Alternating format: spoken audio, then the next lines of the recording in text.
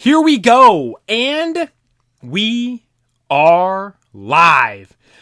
Back again, once again, with another tier list. This time, we're doing a long-awaited tier list here on the channel. As I mentioned in the previous tier list when we did the pseudo-legendary Pokemon, we kind of started doing these during the Frigibax shiny hunt because we were spending 30 hours looking for that thing, so obviously there was a lot of time spent just, hanging out and talking. Shout out to everyone that always tunes into the streams. I really appreciate talking with all you guys. And we were just kind of in our heads coming up with what's the best Pokemon of this category, that category. We did pseudo-legendary Pokemon first, and then we actually officially ranked them last stream. Today, though, we are doing probably one of the hottest topics you could bring up when it comes to actually ranking Pokemon. Starter Pokemon. Now, my plan right now for this stream isn't to do like every single starter Pokemon all in one tier list. For instance, we're not having Charmander, Charmeleon, and Charizard all in the same tier list. We're going to do it all with just the base form of the starters. So Bulbasaur, Charmander, Squirtle, Froakie, Fennekin, Chespin, Oshawott, Rowlet, all of those guys in one tier list. We're going to do that one, finish that one. Then we're going to do the actual fully evolved starters. For instance, Charizard, Typhlosion, Greninja. Ever heard of him? Samurott. Serperior, all kinds of awesome ones in there. I'm so excited to do both of these. You might be thinking, Pokeplayer, you forgot a whole evolution line of the starters. You're not even bringing up the middle ones. Yeah, I know. We're not really going to be doing the middle ones as of right now. If you guys want to see me do those, let me know in the comment section down below, or maybe in the replay of the stream. And shout out to everyone that watches the replay of these streams. Dude, like, when we do these streams live, like, it's fine, perfectly average for how we do the streams. But then, dude, the replays of these streams are popping off. The 3 tier lists we've done, the shiny one, the pseudo-legendary one, and the legendary/mythical one are my top 3 streams on the channel. Like, thank you all so much to everyone that tunes into them. I greatly do appreciate it. Today, hopefully, we have another banger of a stream with the tier list we're going to be doing here.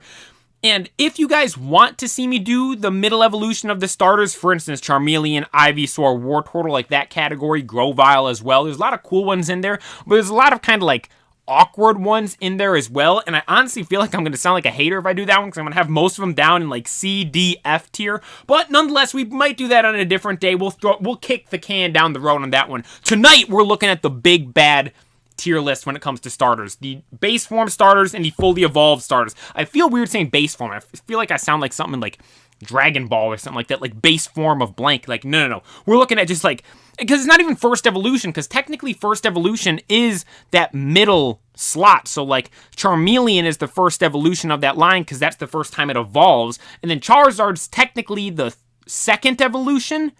But everyone says, like, the third evolution, or you can just say the final evolution. That's why I've been referring to it as the final evolution. But, like, even when you look at the cards, like, Charizard's a stage 2 Pokemon, if I'm not mistaken. Or is it Charizard stage 3? And the reason why everyone says it's the third evolution line is because that is what it says on the cards. I don't know. We're going to go down a rabbit hole. I'm going to get off on a tangent there. Let's get into the actual stream right here. In the background, we have a bunch of starters. We got Rowlet up there, Bulbasaur right there, Charmander right there, and you can barely see him. We got a tiny little Cyndaquil right up there. We got the starters in the background with us chilling for the starter stream. And let's not waste any more time and get right into it. But before actually I get right into it, I do have to check the audio. Make sure the audio is all good, just because there was that one stream. Make sure the audio is all good. Audio is all good because there was one stream I didn't check the audio, and of course it was the stream where we got the shiny Finizen, and then the audio was whack in that one. So now every single stream I make sure to check the audio there at the start. So we're good to go. We're good to go right now. So let's not waste any more time. How about it? Let's jump right into it. Hop over to the actual tier list itself.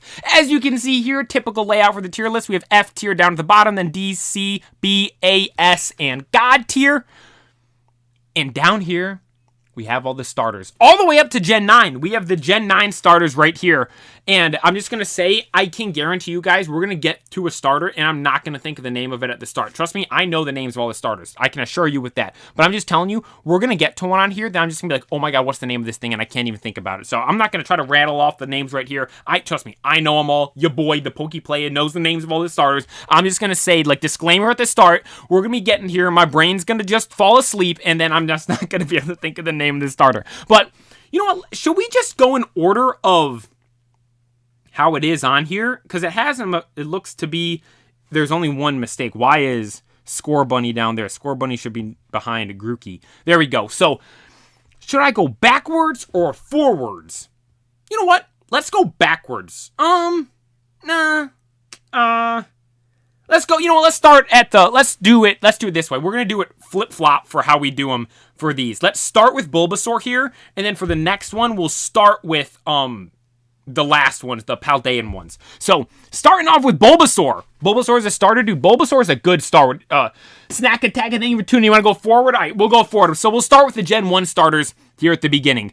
Kicking off the tier list, we got Bulbasaur. And I mean, actually, let me just look at this and try to get an idea of where I want to put who. Okay. I think I got a good idea. I think I got a good solid idea of it. Bulbasaur's going up in A tier for now. Just again, this is just starting off the list. I'm gonna throw Bulbasaur up there in A. And here's one thing. I'm kind of interested in if it changes. Well, where's Chikorita? Oh, there's Chikorita. I was gonna say I saw Cyndaquil and Totodile. I didn't see Chikorita there for a second. So Bulbasaur up there in A. I mean, good solid start. I think. I mean, I don't think many people complain about that. Some people might want it in S. I'm gonna throw it in A. And actually, this is what I'm gonna do for the first generation. Squirtle S, Bulbasaur A, Charmander B. I think that's solid. I mean, if we go in terms of final evolution, if I'm being completely honest, I might be the opposite. It might be completely flipped for me. But I think Charmander's cool. It's not like something I'm like, oh my god, Charmander's the coolest starter there is. Like, Charmander's a really, really basic design. Like, I love Charizard, don't get me wrong. But Charmander's just kind of a basic, simple design. Bulbasaur's cool. I like it. I might bump it up to S as we progress more through the tier list here. I'm going to just leave it there at A to start. And then, you know, dude, Squirtle's one of the best starters there is. He's got to go up there in S tier. Then moving on now, we have Chikorita, Cyndaquil, and Totodile. Gen 2 starters. And I'm being honest, dude, I don't necessarily, like, love any of these. And honestly, like, I'm going to feel bad putting some of these starters, especially ones like this from Gen 2. They're so iconic because Generation 2 is, like, that's the second gen of Pokemon. Like, and people, I feel, hate on the Gen 2 starters so much. And as I'm sitting here right now, I want to tell you guys, I want to just put them all in C tier. If I'm being completely honest, like, Final Evolution, again, it might be different, but like Chikorita, I'm definitely going to put, should Chikorita be down in C tier? Cyndaquil, dude, I like Cyndaquil. I'm putting Cyndaquil in B. You know what? I'm putting Cyndaquil, Does Cyndaquil go above Charmander? The two fire-type starters I have in the background here. Is Cyndaquil above Charmander? You know what? Charmander will go above Cyndaquil because I like Charmander's shiny better than Cyndaquil's. Totodile, though, I'm going to put Totodile ahead of Chikorita in C tier. I'm going to have it be the top of C tier right now. And leave it there. I think that's good for now. Again, dude, people hate on these all the time. Like, yeah, Snack Attack. I love Meganium, but Chikorita is just a weird cucumber thing. Exactly, like, the final evolutions are like, really cool. I genuinely feel the final evolutions of Gen 2 starters are super, super underrated. But when we look at here, like, the just base forms of them, like, they're not, like, the best. And honestly, like, as Pokemon's gone on, I feel like they've gotten better with the adding detail to the base form of the starters. Because again, Charmander's down in B. Charizard's the most iconic. Pikachu's probably the most iconic Pokemon of all time. Charizard's the second most iconic Pokemon of all time, we'll say. What's its first form? Charmander. Charmander's just such a basic, simple design, though, so that's why I have it in B tier. Honestly, if Charmander was from, honestly, anything past Gen 4, like, it would be probably a D tier starter. The only reason it's there is because it's so iconic. Like, honestly, dude, if I'm going on design, again, we're not doing just design for this. We're doing, like, everything about the starters. But if I'm doing design alone, Charmander's the worst. It'd be in D tier or F tier. I was going to say the worst, but there are some. No, dude, it's the simplest design out of every starter. It is the most basic. I think it's the most basic, simple design out of any starter, Charmander. If I'm being completely honest. It is. Like, look how simple Charmander looks, even compared to, like, Trico.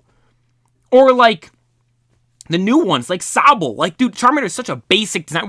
This is turning into just, let's hate, like, the Charmander roast session right here. Charmander, we'll leave you there. We already ranked you. We'll move on now to Gen 3. Hoenn, my favorite generation there is from Pokemon. Dude, these ones right here are so good.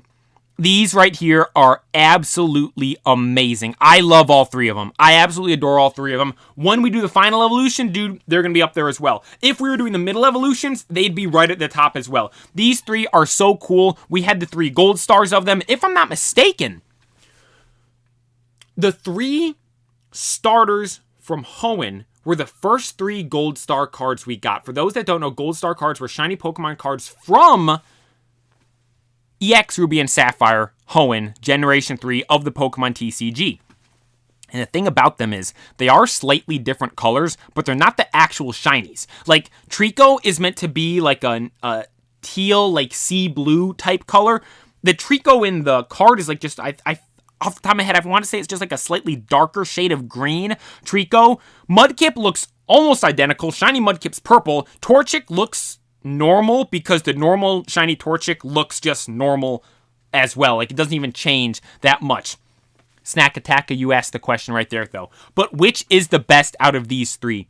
I will say Torchic is the least favorite out of the 3, and I'm going to put Torchic right there. I like, no, I feel like Torchic's high. Dude, I feel like B to C tier right now is weird. I'm going to throw Torchic down there just to establish it's the lowest of the 3 Hoenn starters at the start here. But now we have Trico and Mudkip. I love both of these. I mean, dude, I go back and it's like we were doing the pseudo-legendary stream, or tier list last stream, and I said Dragonite and Tyranitar. I can't decide on those two. I go flip-flop back and forth all the time on which I like better. I'm the exact same thing with Sceptile, Swampert, Trico, Mudkip. I don't know. I don't know which to put above the other. Trico, the shiny is worse than Mudkip's, but Trico's normal design I honestly like a bit more. But like Mudkip's, you know, some of the cards you see Mudkip in like the water and stuff, it looks so cool. Then you have Trico. Dude, I feel like I have or had a Mudkip plush. I don't know where it is or where it would be, but dude, Mudkip like holds a special place in my heart. But then Trico was like the tree gecko Pokemon. Its tail, it had in the anime, it had like the stick hanging out of its mouth. So this is just a matter of honestly what day it is, but I'm putting Mudkip above Squirtle in S tier, and then Trico is going above Mudkip in S tier as well. Trico for me is, again, just as of right now, better than Mudkip. If I honestly, like, I'd say 60% of the time, I'd say Trico's better, but like, again, these two I could go back and forth with all day. Someone could come up with a good argument and try to convince me that Mudkip's better, and I'll probably change my mind. I love both of them so much. I do definitely like both of them more than Squirtle, and Trico is just an elite starter Pokemon. I absolutely love it, and it might be sitting pretty up there at that top spot in S tier for a little while now. But moving on now to Gen 4, a generation that is always just had a sour taste in my mouth. I've never liked Gen 4 that much. And it's because of the TCG of that generation. Dude, I remember coming out of X and Y, Ruby and Sapphire, the EX era, Gold Star cards, EX cards, the holos were so cool. Everything about that is like absolute perfection. Again, Gen 3 is my favorite generation. Then having Gen 4 come after it, dude, like, the TCG I feel is so bad for Generation 4. I mean, it's the low, in terms of like value, it is the lowest value compared to the other stuff. Like in terms of like how old it is, because like obviously as Pokemon cards get older, stuff goes up and up and up in value, but like for where it is being only Gen 4, we're on Gen 9 right now, like it should be way more expensive. Like you look at the prices of the Gen 3 stuff through the roof. And then I could be wrong about this, but I feel like for the most part, like it's not that much different than, like not that much higher than Black and White. It is most definitely higher than a bunch of Black and White sets, but like it's not like enough to be like, oh, like the difference between, for instance, Gen 3 and Gen 4. Like it's absurd. And like Gen 4 as a whole, like I like all this stuff in it. Again, it's like I've always liked it, but I've never loved it. But at the same time, there is stuff in it I hate. I hate Dialga and Palkia. I hate Arceus. I love Giratina and Darkrai. The starters, I've always been just simply cool with them. And if I'm being honest, like when we get to the final evolution, I'll elaborate on this a bit more. There's a lot of things in Gen 4, and I sound like an idiot saying this, dude. Honestly, if I was watching myself right now, I'd be like, Pokeplayer, what are you even talking about? I feel like there's a lot of things that are almost over-designed. Like, for instance, the cards. It's like, why do we have the level at the top of each one? Yes, level X is the big rare ones for that set. Level X cards are super cool. I love the borders on them. I love the level X, like, graphic on the card. Like, the cards look so cool. But, like, besides that, like, there just wasn't anything. It was just level X's, and that was about it. All the other cards had those levels on them. Like, I don't get, why do we have those levels there? It just didn't make any sense to me. Like, it was just it was just too much, I feel. The Diamond and Pearl games were okay. Platinum, one of the best games ever. But then Diamond and Pearl remakes were arguably the worst Pokemon games of all time because they were literally just copy and paste of a game we got way back when. It's like, we didn't like this game that much to begin with, like, of these normal ones. If they remade Platinum, dude, that would have been revered as the arguably best game of all time. Even if they just copy and pasted it, because we would have been able to play it on the new gen consoles. But they didn't do that. And again, we're not even talking about the starters right now. I'm talking about everything with Gen 4 right now. But let's get into the starters here. Turtwig, Chimchar, and Piplup. I like all three of them. They're all cool. Which would be my least favorite? Again, they're not like ones I love, but not ones I hate as well. Like Turtwig, I think I'm gonna put up an A tier behind Bulbasaur. Piplup, I'll put Piplup in B tier behind Cyndaquil. And then Charmander, Chimchar. See, I told you guys there was going to be one where I just get the name completely wrong. Chimchar, I was looking at Charmander, because I was thinking, should it be above or below Charmander, or above or below Torchic? I'm going to put it do I like Chimchar? No, I like Cyndaquil more than Chimchar. I'm going to put Chimchar at the bottom of B tier there, behind Cyndaquil, and definitely above Piplup. Yeah, I'm going to put Chimchar there. Turtwig's up there in A tier behind Bulbasaur. I feel solid for that for Gen 4. I feel solid for that right there. Moving on now to Gen 5. The generation that seems to have a cult following. Like, dude, people that like Gen 5 love Gen 5. They love it because of the story in the game. Like, the game is rather dark. Like, when I think of, like, other Pokemon games, like, even when I think of, like, X and Y, I think of Scarlet and Violet, I think of Sword and Shield, I think of Gen 3 with Ruby and Sapphire and Emerald, I even think to Gen 2 with like Heart Gold, Soul Silver. Like, I feel all those games are bright and colorful. I feel like, and I'm not trying to say like, maybe it's just the vibe with it, because I feel like Gen 5 is like dark. Like, for instance, in the city, it's like dark in the city, because I believe it's almost always nighttime when you're in there. But nonetheless, even if it would be daytime, like with the skyscrapers, it makes it appear super dark. The ground in a lot of the game is like brown or gray, and it makes everything look super dark. And then you might be thinking, most games where the ground is brown, gray, or green. But like, I feel like maybe it's just because I've played those games so much, I feel like it has a dark vibe to it, which is, I mean, there's nothing wrong with it. That's just what I think of when I think of those games. Also, too, with Black and White, a lot of the backgrounds of stuff were black and white, so it is very, like, dullish and dark. That's why that it has all of that, and, like, honestly, the story's pretty dark as well, like, but despite that, dude, the games are phenomenal. I was thinking about this the other day. We're gonna have to do a tier list of all the games. Things I haven't even played all the games yet. I should just do it with the games I've played, but everyone I feel says Black 2, White 2 are better than Black and White. And because Black 2, White 2 is, like, years after Black and White, so like we see our buddies like grown up and our rivals and stuff growing up, and we see all these changes. Iris is the champion then,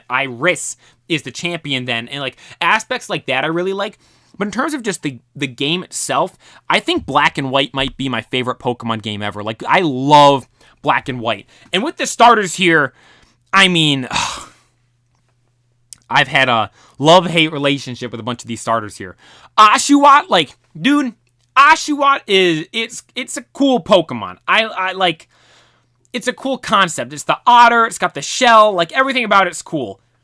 I hate its head. It like the white head with the freckles and like just how it looks, how it was portrayed in the anime, dude. Oshawott, I'm sorry.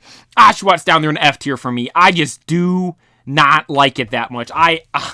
It might be the lowest one on here, if I'm being honest. I don't like Oshawott. And one of the reasons why I don't like Oshawott is you go from Oshawott to Duat. like those two there, that line, that makes sense. But then you jump to Samurott. It's like we completely abandoned the script. Like, what happened there? And because of that, dude, I just don't like that whole line. That's why Oshawott's down there in F tier again. I hated how it was portrayed in the black and white anime. Black and white anime as a whole wasn't very good, but like, dude, like, it's down there in F tier for me.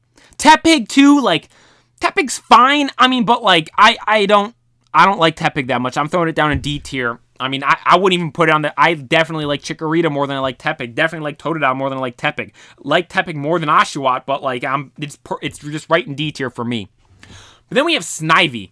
And here's the thing with Snivy. And you know what? No, I'll tell this story once we get to Superior in the next one. But in terms of actual just starters, dude, like Snivy's fine. I like it a little bit more than Tepig. I don't love the design. Again, when we get to final evolutions, this will be a completely different story. But Snivy right here, like, I mean, I don't like it more than Piplup. I'll put it above Chikorita behind Totodile. Like, Snivy's down there in C tier for me. Again, I don't really like the first forms of those that much. Now, when we get to the final evolutions, it will be a different story. Again, this is just these first evolutions right here. Snivy, as I feel...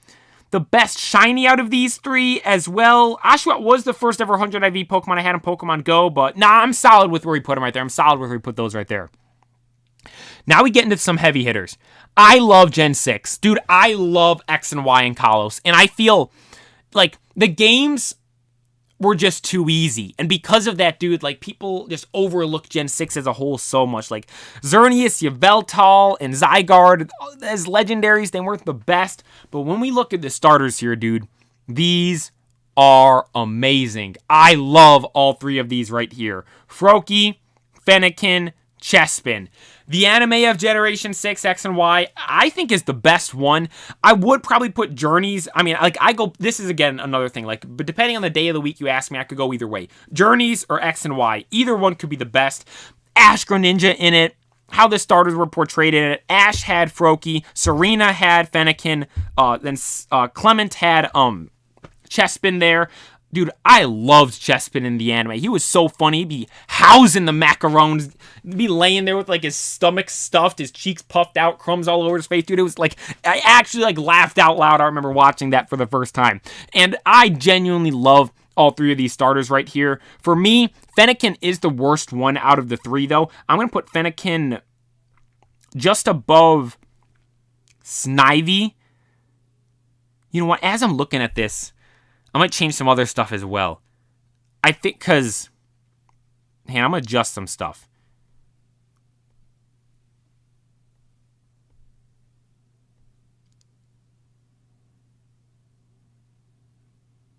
Yeah, I'm going to do that. As I keep looking at this, I'm like, I feel like I like Piplup a bit more than Chimchar. Yeah, I'm going to do that. But then... You know what? Honestly, I like Fennekin more than Chimchar. Do I like Fennekin more than Piplup, though? Nah, I rock with my boy Piplup. I'm leaving Piplup right there. Yeah. So we'll have him right there. So Fennekin down there in C tier. I mean, it's not the best. Again, it's not awful, though. It's just, I mean, I'd say just average. When we get to our boy Chespin, though, dude, as I was portraying my homie Chespin in the anime, I absolutely loved it. Thought he was hilarious. I'm putting him up there in A tier. I don't think it's above Bulbasaur. I think Bulbasaur is just too iconic of a starter. How we saw in the anime and everything with it. But, dude, Chespin's the homie, man. I love Chespin. I love his shiny. Everything about him is so cool. I vividly remember playing I had such a great day doing the shiny, or community day for shiny Chespin in Pokemon Go earlier this year. Like, I like Chespin, man. I like it. But then we have our boy Froakie. Then we have Froakie right here.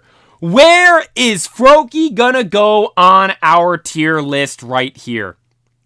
Froakie's a good one, man. Froakie is a really good one of the most iconic starter Pokemon, one of the coolest starter Pokemon. I like its shiny. It evolves, and I know it's rather similar, but I like how it goes to the light blue, like the baby blue. I think it looks really good. Obviously evolves into Greninja. Love how we saw it and how it was portrayed in the anime. And honestly, dude, I'm having second guesses of where I want to put it right here. I originally going into this, I knew where, like, there was a couple starters here I knew exactly where they were going to go. And Froakie, I thought, was one of them.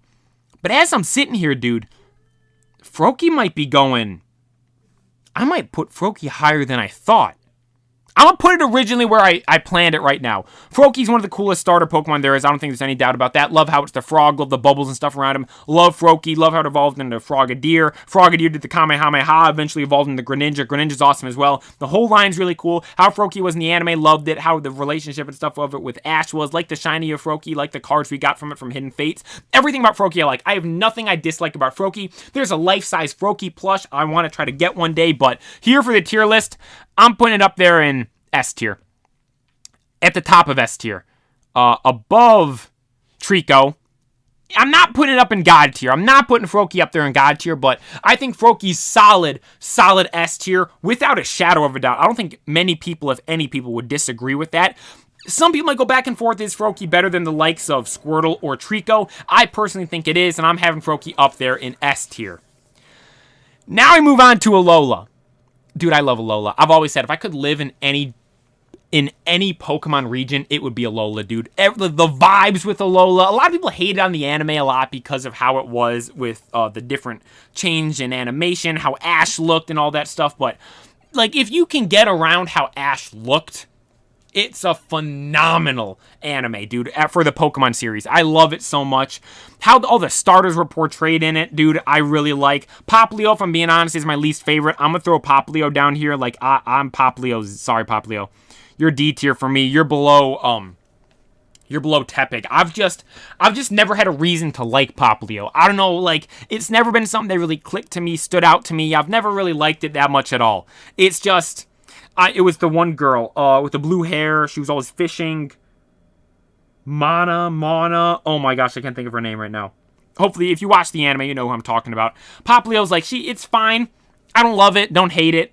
I mean, again, like, I don't hate it. Again, it's down here because it's like I've never had any reason to like really like it. In terms of just simply design, it's not a Pokemon like Fennekin, where I look at Fennekin and I'm like, oh, Fennekin's a cool design. Like, I like that, but I don't necessarily love the Pokemon, so I'm gonna put it in C tier. Popplio, it's like I've never loved the Pokemon, and the design's just okay, so I'm having it down there in D tier below Tepig. You know, should I put it above Tepig? I feel like that's kind of harsh on Popplio, dude. You know what? Yeah, let's put it below Tepig, just because Tepig, dude, you were such a disappointment of a whole evolution line. You should have stayed on all fours, Tepig. As soon as you evolved to Pignite, you should have knocked Pignite down and put it back on all fours, and you guys would have been up there higher. But because of that, Tepig, you're down there in D tier. Yeah, I'll put Popplio above Tepig right there. But then with these next two here, Litten and Rowlet. Let's give our boy Rowlet a second. He'll get his own moment, trust me. Litten, though, I like Litten. It's shiny, is amazing. Super competitive in VGC, Incineroar was during the Sword and Shield era. And Litten, like how it was in the anime, dude, the story with Stoutland, all that stuff was like, dude, like heart-throbbing emotional stuff. And I'm trying to think, Litten, it's not S tier. I'm not putting Litten up in S tier. It's going to be A tier for me for sure. I think Litten's a solid A tier mon. Do I like it more than Turtwig or Chespin, though? Definitely not more than Chespin. What about Turtwig? Do I like Litten more than Turtwig? You know what? I'm going to go yes. I like Litten more than Turtwig. I'm going to put Litten right there in A tier. Again, it's shiny is awesome. Yeah. Snack Attack at A tier, yeah. Let's put Litten up there in A tier, just below. I don't like it more than Chespin, but I do like it more than Turtwig. But now, everyone, here we go. Rowlet, a.k.a. the GOAT.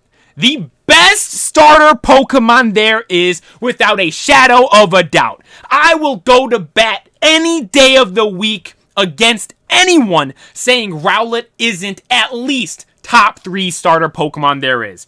It is the profile picture on the YouTube channel. We have a life-size Rowlet behind us right now in the background of all the streams. Rowlet, for me, is, without a shadow of a doubt, the best starter Pokemon there is, going right up there in God tier. How it was in the anime, absolutely hilarious. In Ash's backpack, it was always sleeping. Its relationship with Meltan, then when Meltan evolved into Melmetal, Rowlet was chilling and hanging out in Melmetal's stomach, dude. Rowlet battling in the Pokemon Championships. He had the Everstone going toe-to-toe with super strong Pokemon. He had Leafage and all these other crazy moves he had because, you know, he was just our boy Rowlet out there just doing Rowlet things. I love Rowlet so much, man. It's an owl. Love owls. one of my favorite animals in real life. And Rowlet's just the perfect round boy, man. Rowlet's just the best. He's got his bow there when he attacks, dude, leafage and all that stuff. Like, oh, dude, I can't. You guys can probably tell just how happy I am talking about Rowlet here, man. I love Rowlet. He's the best. You know what? Come here, Rowlet. Come here. You're here. No, Cyndaquil got knocked over. Cyndaquil's on the ground, but our boy Rowlet's here. You already know. Rowlet is the god tier starter Pokemon, the absolute best starter Pokemon there is, without a shadow of a doubt in my mind. And let's put Rowlet back here now. Rowlet, thank you for coming into the stream. But we're gonna put you back up here. And you unfortunately knocked over Cyndaquil, who Cyndaquil is honestly. No, see, the problem with this Cyndaquil plush is he's always falling over. So we'll just leave him there. It'll look like, Cyndaquil's sleeping there in the background. We'll just leave him back there for now. And yes, I'm wearing shorts with a button-up shirt with the sleeves not even rolled up and a button all the way. Trust me, it was weird weather today. It was like, during the day, it was like high 60. I woke up and it was like 40. Then it got up to like high 60s. Then the rain came in and it got really cold and it dropped back down to like low 50s. But then it started raining, so it's kind of like humid again now. So the outfit's a mess because I got shorts on. I got wool socks on, athletic shorts on, then the button-up shirt on. Your boy's always rocking the button-ups though, so that's so different there. But with the shorts, it is a little goofy, I will admit. But we're on stream. You only really see us from the waist up. That's all that matters. At least we look good up here. Chilling with our boy Rowlet up there in God tier, dude. Rowlet's up there at the top. He's the absolute best starter for me without a shadow of a doubt. But moving on now to our next generation of Pokemon. Gen 6. Grookey, Scorbunny, Sobble. Now, when I first saw Generation... Did I say 6? Gen 8. I feel like I just said 6 right there. Generation 8. Grookey, Scorbunny, Sobble. Now, when I first saw Generation 8, Rillaboom was my favorite and Grookey was my favorite for sure. But once I actually played the game, I didn't pick Grookey. I picked a different one. I picked Sobble. And in the anime, dude, in Journeys, Sobble was such a little crybaby. Always crying, going invisible. But, like, dude, my thoughts on these starters have changed more than any other starter Pokemon there, set of starter Pokemon there is. Because when I first saw these, dude, I hated them. I absolutely hated them so much. I didn't like them at all. I thought, yeah, I did say 6, Snack Attack, didn't I? Thank you. I meant Gen 8, Generation 8, Galar, Sword and Shield. When I first saw these 3 announced, I remember when it got announced, I'm like, I don't like those at all. They're not good. I don't like them.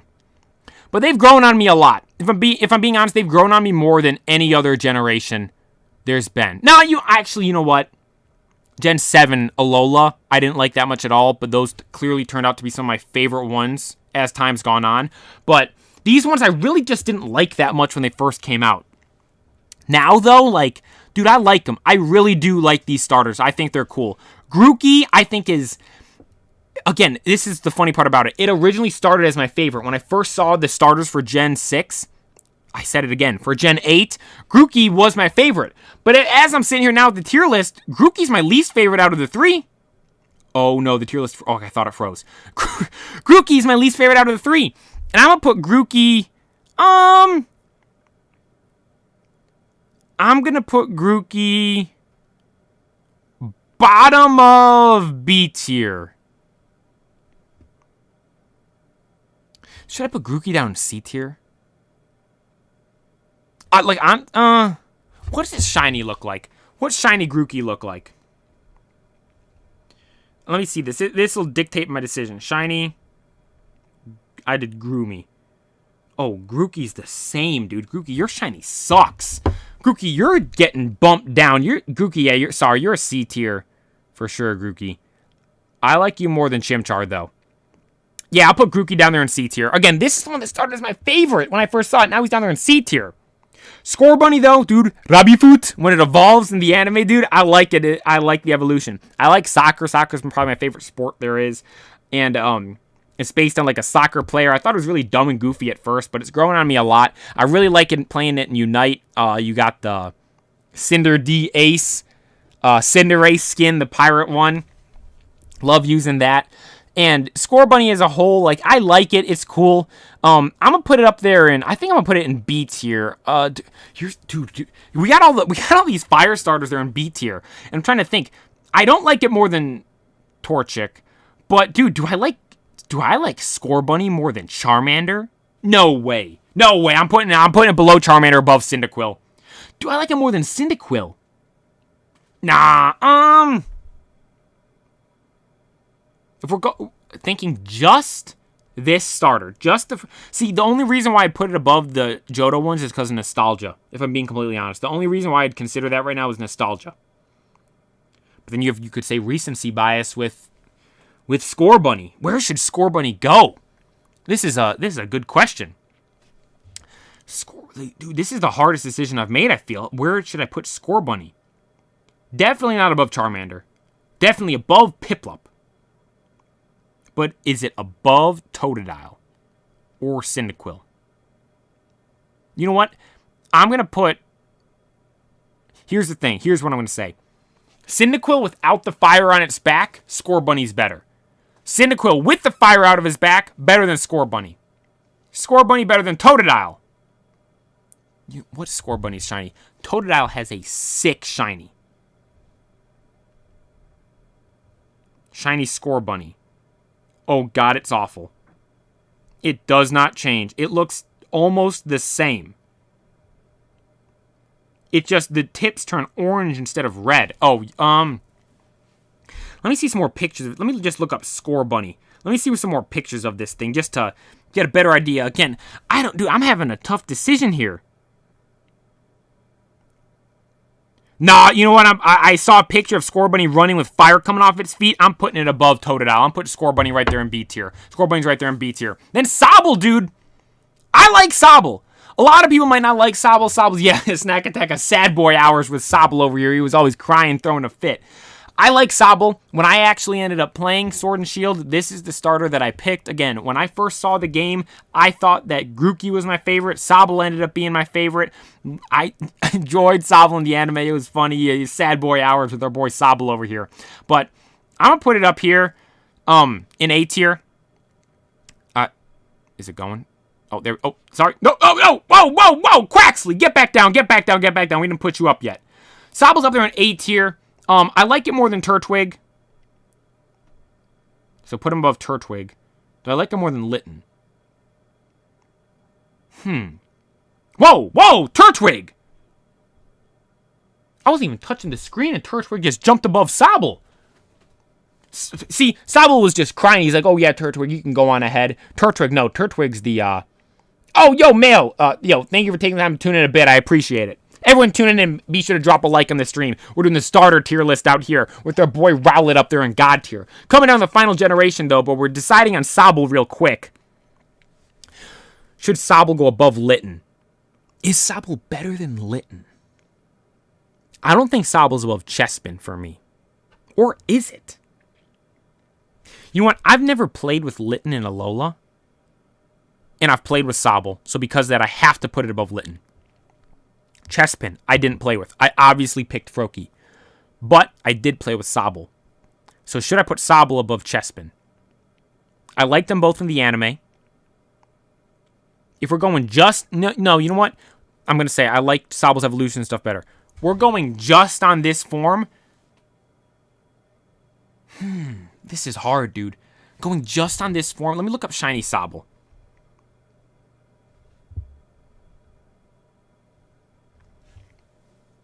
Oh my god, dude. Sobble's got a good shiny. I'm putting Sobble... Oh, dude.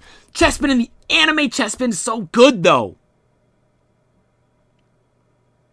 Nah, I'm going to leave it there. That's a solid spot right there. Top of A tier is locked right there. That's not... I'm not changing up the order of those three at all. That is locked in right there. But now we go to the newest generation of Pokemon. Generation 9. Paldea. With these three starters right here. Now, when these three were first announced, I remember the day so vividly. Dude... Hang on. Did the announcement for these three come out on the same day the announcement for One Piece Film Red came out? Dude, I honestly feel... it might have been rather similar, or I just remember waking up and looking at my phone and it being a bright sunny day. Both times this happened when I saw both things. I remember, though, watching the video for the first time, and me and my brothers all picked a starter. We're like, this is the first Pokemon game. All of us are playing together, getting release day 100%. We playing at the same time. We've all played all the games, but we haven't played them necessarily at the same time. We've maybe got them later, got them at different times, got them at release, got them shortly after release. We were getting all of them at the same time, day of release, and we all picked a starter when we first saw them. We didn't know the final evolutions. We didn't even know the types. Or no, we obviously knew the types, but we just, all we saw were the starters. I don't even know if we knew the names of them when they first came out, if I'm being honest. Oh, no, we did. We knew the names. I remember the video. You remember it was in like that room, and then there was the picture, and we saw the stuff on there, and then we ended up seeing the starters and everything. Yeah, I remember that video really well. But these three right here are all good. Dude, they're all really good first design. Yeah, Snack Attack, they're all heat, dude. All of them for first design starters, amazing. When we get to the final evolutions, they're not the best. But looking at them right here, I like them all. I like them all. I don't, dude, who do I like the most, though? I ended up picking Quaxley. Quaxley was the one I picked, and let me just say the disappointment I had in Quaxaval and whatever the second evolution is, I can't even express into words. Quaxley is such a good first design. I don't like Quaxley more than Sobble, though. I definitely like Sobble more than Quaxley. Then we have Hawgator. Do I like him more than some of these other fire starters? You know what? I think I like Hawgator more.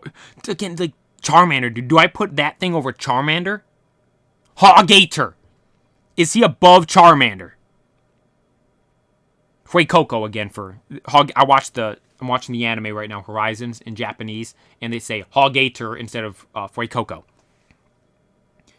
Both Hawgator and Fuecoco, dude, those two names are awesome. Then Sprigatito. Sprigatito's cool. The name in the Japanese is like Neon or something like that.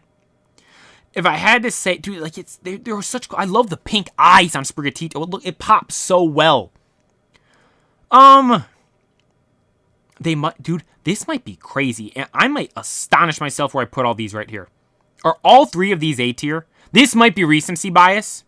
This very well might be recency bias right here. But I'm putting Quaxley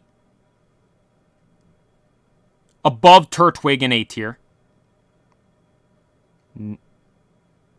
Back up, Turtwig. There you go. I'm putting Sprigatito above Turtwig in A tier. And I'm putting Hawgator above both of them in A tier. Again, based on these first designs, honestly, I think I like Sprigatito more than Quaxley. If I'm being like base design, I like Sprigatito more than Quaxley.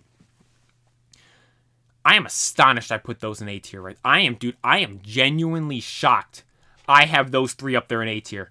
If you were to tell me, I would do a tier list of every starter Pokemon there is, and you were to tell me that I would put those three up there in A tier above the likes of Charmander, I would have said you're crazy.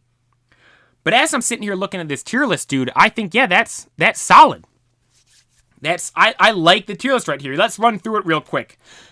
I ranked every single starter Pokemon. Down here in F tier, we have Oshawott, just disappointment. D tier, Pokemon that just aren't necessarily the best. C tier, starters that are just simply below average. B tier are a bunch of average starters. A tier is where we get into some of the heat. We have Bulbasaur, Chespin, and Sobble rounding out the top. And again, Charmander is down there in B. And again, Charmander is super iconic, but in terms of design, dude, it's just not the best. I couldn't even put it up there in A tier because the A tier mons I just think are significantly better. Even all Gen 3 or even all of them from Paldea, I think are just simply better designed than Charmander. Then up there in S tier, we got some heavy hitters. We got Squirtle, Mudkip, Trico, Froakie, all absolutely phenomenal. Then at the top of the tower, the top of the castle, the top of the hill, we got our boy Rowlet up there in God tier. Up in God tier, the best starter Pokemon there is, we got Rowlet. Rowlet's the best designed starter, I think, without a shadow of a doubt. And this one right here, I really think is going to cause some controversy. This is the one, if people disagree, I think would disagree on the most.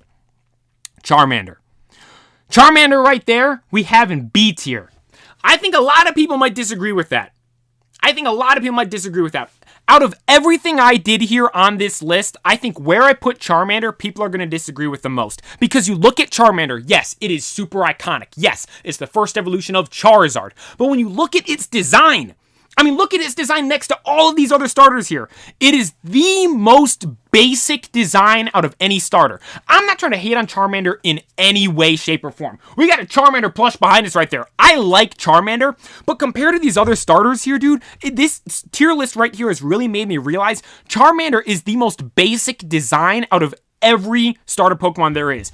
I like it so much because of how nostalgic and iconic it is. But like even stacking it up next to the newest starters, like I don't think it's a better design than the newest starters we have right now. Like if I'm being completely honest, and there's no way it even comes close to like S tier or our boy Rowlet there at the top. That might upset people, but honestly, that's my belief on it. And this has turned into honestly like a Charmander roast from beginning to end of this tier list. We were talking about that thing more than anything else, and like the reason why is because, dude, Charizard's one of my favorite Pokemon there is. We're going to get into the tier list right here next with the final evolutions. And I have Charizard right up there at the top. But I got Charmander down here in B. Honestly, dude, I'm shocked at that. But S tier, though, I think is solid.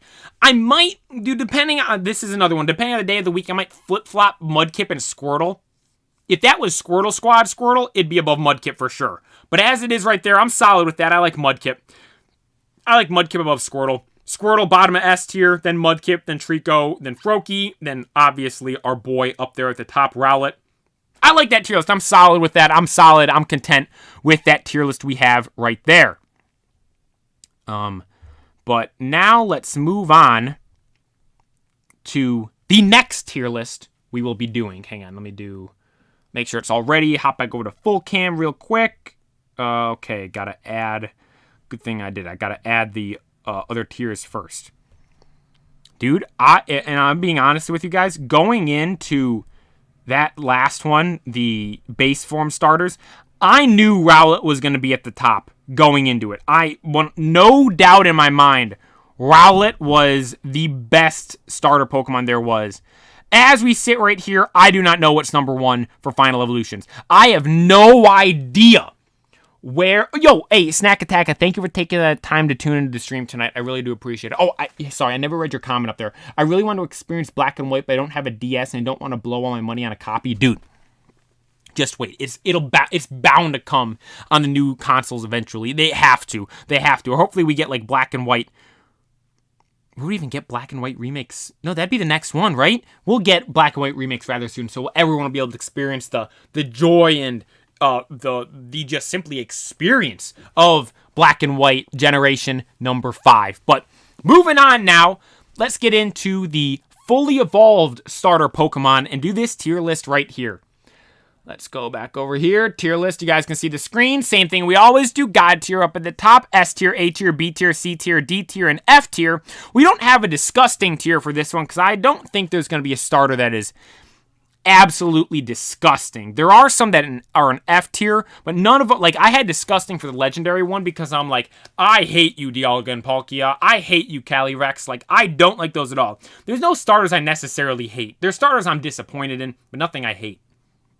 But let's go now into the starters we've got here. And I said I was going to do these reversed. I'm going to do them in the same order as I did the last one because I was genuinely surprised at how much I actually like the newer stuff. I already know where my mindset is mainly for the older stuff, but the newer stuff I'm kind of still up in the air with a lot of them. So let's start back here with Generation 1. Venusaur, Bulbasaur, what am I saying? Venusaur, Blastoise, and Charizard. The big three. The OG 3. The 3 starter Pokemon. The 3 Fat Boy starters. Where are they going? Dude, hang on. I'm trying to... I'm thinking where Charizard's going. Nah, dude, it has to. It has to be up there. Charizard's just different, man. Charizard's different. I know where I'm putting the other ones. Venusaur, S tier. Blastoise, S tier. I like Venusaur more than Blastoise. No doubt about that. Charizard. Congratulations, Charizard. You're going up in God tier. Charizard is the Pokemon. It is the Pokemon. Obviously, Pikachu is the most iconic Pokemon because, like, Pikachu's face is literally, like, the face of Pokemon itself. But when you think of the most iconic Pokemon, the most popular Pokemon, the Pokemon people like so much around the world, like, obviously, yeah, people like Pikachu, but people I feel that like Pikachu don't necessarily like Pokemon. They just simply like Pikachu and recognize the name and face of Pikachu. People that like Pokemon, they love Charizard. Charizard holds a special place in all of our hearts. Seeing Leon/Donde with Charizard and Journeys just was, I thought, absolute perfection. It has arguably the best shiny there is. The Mega's got two forms. Mega Charizard X is my favorite designed Pokemon of all time. Red had the Charizard, dude. Charizard is up there in God tier without a shadow of a doubt. We're starting off strong with this tier list right here. Venusaur and Blastoise right there. Love both of their Megas. Love both of their Shinies. Yeah, the Shinies don't change too much on them as it has a radical change on Charizard, but I think it's enough to where it's solid and looks good. Blastoise has the cannons on its back. One thing I will note, Charizard is Flying Fire. Venusaur is Poison Grass. I do wish Blastoise would have gotten the Steel typing over time. Obviously, when Gen 1 came out, it was just a water type, but Steel type wasn't introduced until Generation 2 with the likes of Steelix and that type of stuff, and Scizor as well. So they didn't even have the Steel type there to begin with, but I do kind of wish they had added to it. Like, if there was a time to add to it, it would have been when Generation 2 first came out, like, oh, we're adding Steel type to Blastoise. I think that would have made perfect sense. That would have been really cool. It would have made it super strong, because you look at other Steel water types. Empoleon, for instance, what we're going to get to later on here in this tier list. Super strong typing without a shadow of a doubt, but they're just... I mean, they're the big three. They're the OG three. They obviously, they have to all be up there. Anything below S tier for them is honestly disrespectful, if you're being completely honest. We have to have those three up there. And getting into Gen 2 right now, dude, I don't know. Like, I feel these three are the most hated on starter trio, if I'm being completely honest, because, like, you look at where they are. Gen 1 is, like I just said, Gen 1, the starters. Then Gen 3 is after them, and it's like, those guys, we're going to get into them, those are elite starters. You look at Gen 2, and it's like, they're fine, they're not amazing, but they're not bad, they're just average. Like, out of the three, my order for them, Typhlosion, Feraligatr, Meganium. I like all three of them. I don't hate any of them. I'm going to put Meganium, though, in C tier, just because, like, Meganium would be a really cool Pokemon if it wasn't a starter. That probably doesn't make sense to some people, but, like, I look at Meganium, I'm like, Meganium's a good, cool, solid Pokemon. But, like, the level of, like, a starter, like, I don't think it's a starter level. Like, you look at, like, for instance, Torterra, you look at Greninja, you look at Serperior, you look at Empoleon, like, those Sceptile, those are starter Pokemon. They're super cool, super awesome. Meganium, it's a fine Pokemon, but in terms of a starter, like, it should just be better, I personally feel, in my opinion. Then Feraligatr, I'm putting in B tier. Feraligator's cool. I like it, but, like, I don't know, man. I love alligators and crocodiles. I think they're some of the coolest animals, or reptiles, whatever you want to say. They're real-life dinosaurs, dude. They're so cool and so awesome. But I don't like Crocodile. I like, but I don't love. Honestly, no. Out of all the alligator-type Pokemon, the Crocodile might be my... It's because it's on 2 legs. It has to be. If Feraligatr was down on 4 legs, and again, it isn't like Emboar, where you literally just drop it down to 4 legs and it instantly looks better. Feraligatr, I think you would have to change up the design a little bit. I love so many of the cards of Feraligatr. Like in Expedition, there is a Feraligatr swimming through the water, and the scene in the card, or the artwork of the card, you have the water surface, and Feraligator's face is like half above the water, half below the water, and the artwork isn't like you only see the half of the face sticking out and that's the card. You see below and above, like, so it's all drawn for the bottom. You see its body down below the water. It looks like when you see the pictures of like the actual gators when they're floating in the water there, like their nose and eyes are just sticking out, and then it's like whole body's just kind of like floating there in the water. It's that same design. It's one of my favorite cards, honestly, from those e-reader cards. It's so cool. But like Feraligatr as a whole, I have to put down there an A tier or B tier, but then A tier is for Typhlosion. Typhlosion has to be an A tier, dude. How Gold had it, how it was portrayed there. I used it when I played through Heart Gold Soul Silver for the first time. The fire coming out of its back. They did Typhlosion so dirty, dude. When they got rid of the fire out of its back with, I think it was the Gen 6 sprites when I did the 3D animation sprites. Getting rid of the fire out of its back was awful. Like, I feel like when you saw it in, for instance, Gen 5 in black and white, and there was the fire out of its back, it was like a burning fire. But then, when we got it in Gen 6, it only did it attacks, it's attacking and the fire's coming out. I envision Typhlosion as, a constant, burning, intense fire coming out of its back. There's some super cool Typhlosion cards over the years. There's this one holo card from the EX Ruby and Sapphire era, the Generation 3 era, that I really like. I don't know if I ever bought it or not. I think I have I'm not going to go look for it in case I don't actually have it. But nonetheless, dude, I like Typhlosion. I feel Typhlosion super underrated. And again, I will note the Legends Arceus starters aren't on here. And I definitely like this Typhlosion better than the other Typhlosion. The other one's a Ghost Fire type. The other one is pretty cool typing. But I just love Typhlosion, dude. I think it's a really cool starter. I feel it's super underrated. Gets too much hate. It's like a... What would you say, a honey badger with fire coming out of its back? What is there to dislike about Typhlosion? Yeah, it's a super basic design. Again, you take the fire off its back, and Typhlosion kind of sucks, dude. But the aspect of the fire coming out of its back is it's like the volcano type Pokemon. If I'm not, what is the Dex entry for Typhlosion? Let's pull up the Dex real quick. Fire up Pokemon Go. And I will note, last time we fired up Pokemon Go to look at the Dex on stream, we saw Sandygast nearby, and I ran and ended the stream to go look for the Sandygast. But promise you guys I won't be doing that right here. And speaking of Pokemon Go, last tier list stream I was talking about Metagross. GPS signal not found. I don't care. I'm looking for Typhlosion.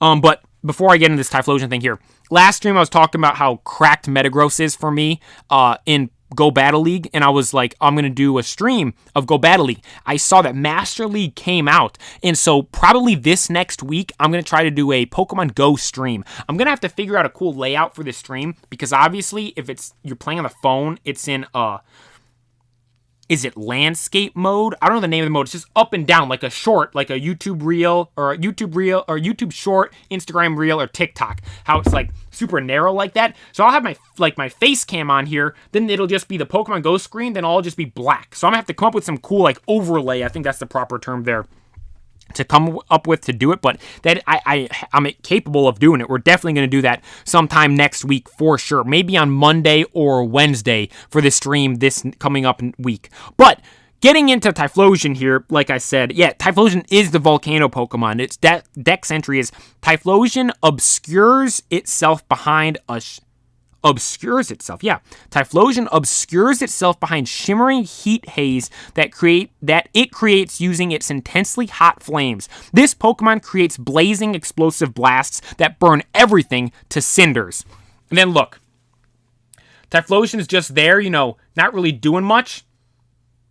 It's got on its back, you can see the fire and stuff, but where it's meant to be. But then Typhlosion attacks and the fire spits out of it. It looks so gnarly, dude. Look, when it attacks, it's looking amazing. But then when it's just standing there without any fire out of its back, it doesn't look that cool. But here we have it with the fire out of its back, so it's without a doubt up there in A tier for sure. I will note, if you're doing it just without the fire on its back, I'd put it below Feraligatr in B tier. But I'm having it up in the A tier because we got Typhlosion, one of the OGs, up there with the fire shooting out of its back.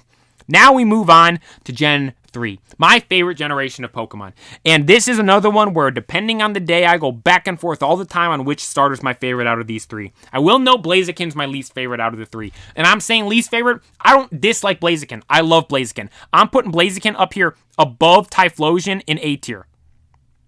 Blaziken is super cool. I think it's awesome. I don't have any really bad things to say about it. It's I really like Blaziken. Blaziken, like Typhlosion, is one of the ones where it has fire that activates when it's attacking. There's meant to be fire on Blaziken's hands. And I actually find it interesting on here. I think all the images on here are if you go on the Pokemon website, or just actually Google Pokedex. Click on the first link that pops up. It'll take you to the Pokemon official website. And these images are from the Dex entries of that official website. And I find it interesting. Typhlosion's got the fire coming out of its back. And Blaziken has fire around its hands. Only when it attacks, though. But On here, it doesn't have it, although it did have it for Typhlosion, which I find interesting. Regardless, like I was mentioning, Typhlosion, if it didn't have the fire, would go significantly down. Blaziken, even without the fire, I have it up there. We'll think about it in mind as if it had the fire, though. My standing on it wouldn't really change. I don't think it's up there in S tier, but I do have it in A tier without a shadow of a doubt. Then getting on to these next three, dude. Or these next two. I don't know. I do not know. Swampert and Sceptile. I love them both. They're both so cool. I love both of their megas. Swift Swim Swampert was so much fun to use.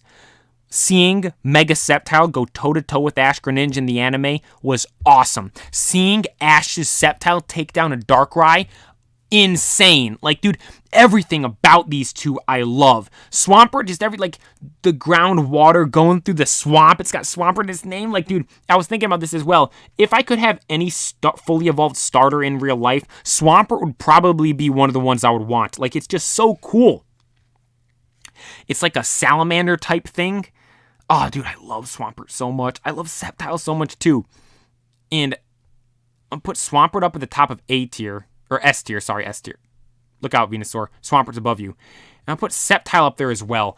I'm going to put Sceptile above Swampert for now. I don't think I want to put them in God tier. Charizard's a different level, man. But definitely have them up there in S tier. Sceptile and Swampert. And which do I like more? You know what? I'm going to put Sceptile above Swampert because I like more Sceptile cards. There's more Sceptile cards I like than Swampert cards. And if you were to stack the two cards side by side, I like the Sceptile cards more than I like the Swampert cards. So I'm going to go with that. I have a Sceptile EX from EX Team Magma, Team Aqua over there. Then I have the Full Art Mega Sceptile EX right over there on the shelf as well. But then, dude, right next to the Mega Sceptile EX card, I have a Swampert figure right there. Yeah, I'm going to leave it like that, though. Swampert above or below Sceptile. Yeah, Sceptile Ash had, took down Darkrai. We got to put him up there for respect for him right there. Moving on now to Gen number 4. Again, dude, Gen 4 is like, I've always had a love-hate relationship with it, but one thing I can confidently say is they have really good starters. Torterra, Infernape, and Empoleon. Now, honestly, I might surprise some people with how I rank these right here, because I think, honestly, I feel like this is going to come off as surprising to a lot of people, but out of these three, dude, the three Sinnoh starters, for me, Torterra is the best. I like Torterra the best without a shadow of a doubt. Put it above Typhlosion. I think Torterra is a really cool starter. I love this stuff on its back. I think it was a big miss for a really cool Paradox Pokemon that we could have got with Torterra have some like ancient tree or something on its back, or a regional form Torterra. No, honestly, forget Paradox. Regional Torterra makes the most sense out of any starter Pokemon there is, because it's got a tree on its back. You can completely change the design of Torterra based on what habitat it's living in the world. Like, Torterra is such a cool Pokemon. I love it so much.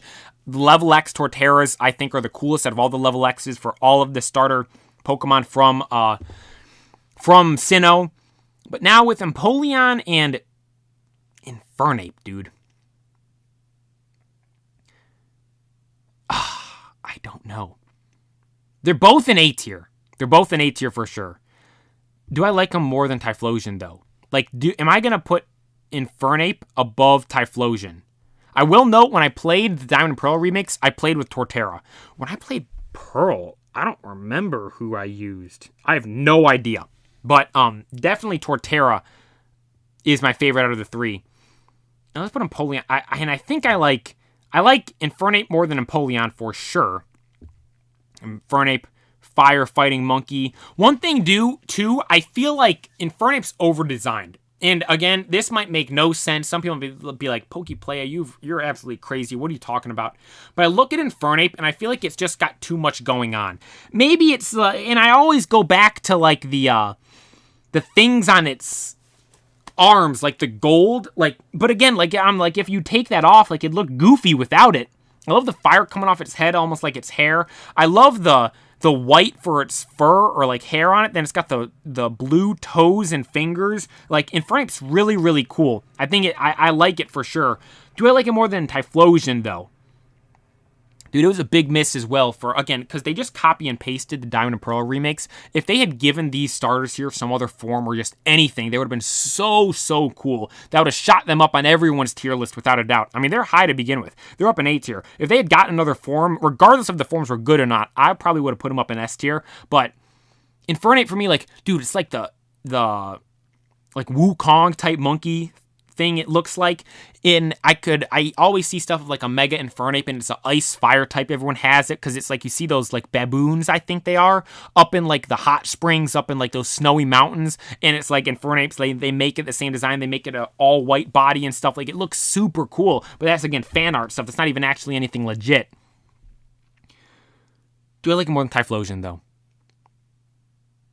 Do I like Infernape more than Typhlosion?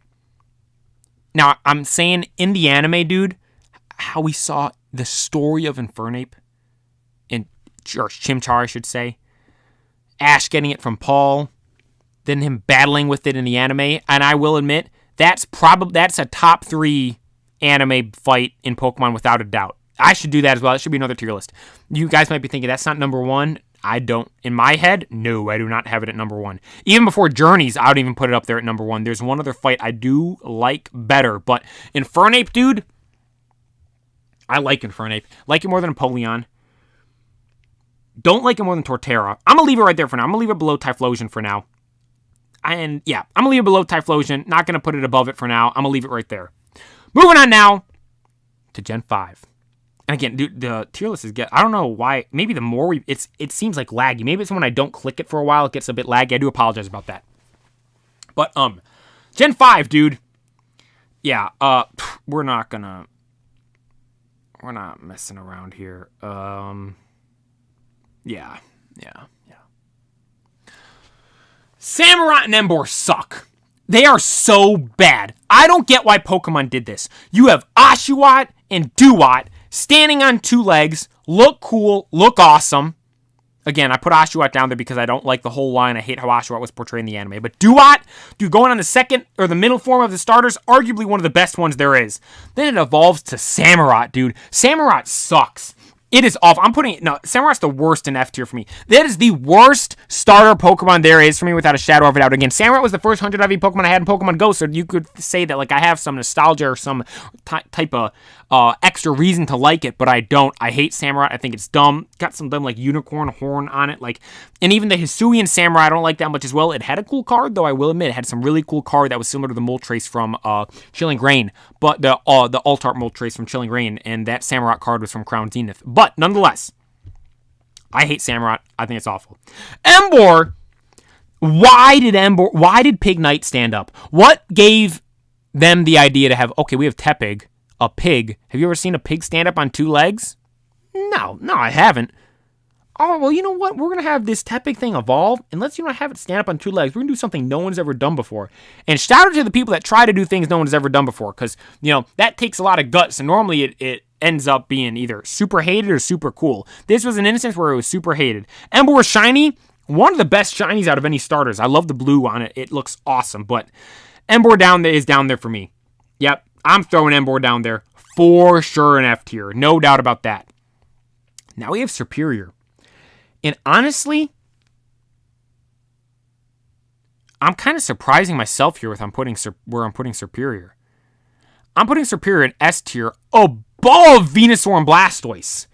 Honestly, I knew it was going to be S tier, but putting it above Venusaur and Blastoise kind of surprises me, if I'm being honest. But as I think about it more, dude, I really like Serperior. Contrary Serperior, you with Leaf Storm or Leaf Tornado, whichever move it is, in Gen 7 OU, I balled with that thing. I love Serperior so much. First ever Pokemon game I played beginning to end was Pokemon Pearl. No, sorry. The first ever Pokemon game I had and played was Pokemon Pearl, but when I got it, it was already beat. The first one I got new and played beginning to end was Pokemon Black and White. Pokemon White, to be exact. And I picked Snivy as my starter, and I had it all the way to Serperior. I evolved all the way to Serperior as I was playing the game. Serperior is the grass snake Pokemon. It's got a cool shiny. Awesome Pokemon without a doubt. But the funny thing, the funny story I have with Serperior is when I first started the game, I got Snivy as my starter, and I accidentally clicked, yes, I want to give it a nickname. And I'm like, oh shoot, I don't want to give it a nickname. So I'm like, oh, I'll just name it Snivy because that's just its name. So I named Snivy the nickname Snivy. And then it evolved. I'm like, oh, shoot, the name didn't change. Well, no, duh, the name didn't change. You gave it a nickname. I should have nicknamed it Superior, and I would have just had a Snivy and Servine there for a little bit that was named Superior. Instead, in my original Pokemon White game, I have a Superior named Snivy. Dude, just that funny story I've got, like, I gotta try to get that I wonder... I have a 3DS, and we have the ability to transfer it over. I gotta get that thing in, like, the newest games. I gotta start traveling along with that thing, because that's my first ever starter I had, dude. That's the first ever starter Pokemon I ever played with beginning to end. That's the first ever companion you could say I had in a Pokemon game. It was a Superior, and it was named Snivy. I don't like it more than Swampert. I do like Swampert and Sceptile better, without a doubt. They both had Megas. I like their designs straight up better than Superior, but the reason why I put it above Blastoise and Venusaur is because of the nostalgia I have with it. If I'm being honest, Blastoise and Venusaur probably do have better designs. I think most people would put it above Superior. But for me, dude, Superior holds a special place in my heart. I love its design, the grass snake. I think it's really cool. It's a giant snake Pokemon. We haven't had too many like cool snake Pokemon. We have Ekans and Arbok. And off the top of my head, I don't recall any others. But like, I think it's a really cool design. Again, I put Snivy rather low on the tier list because I don't really like how Snivy looks. Servine looks cool. Snivy though, I don't like it.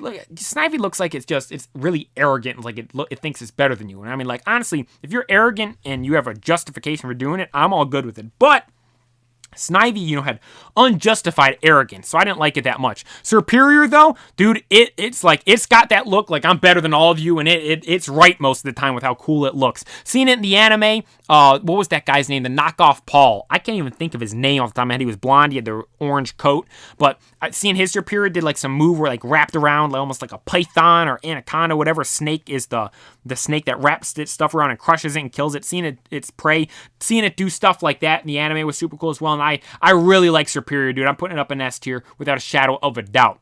Moving on now to generation number 6. We have Chestnut.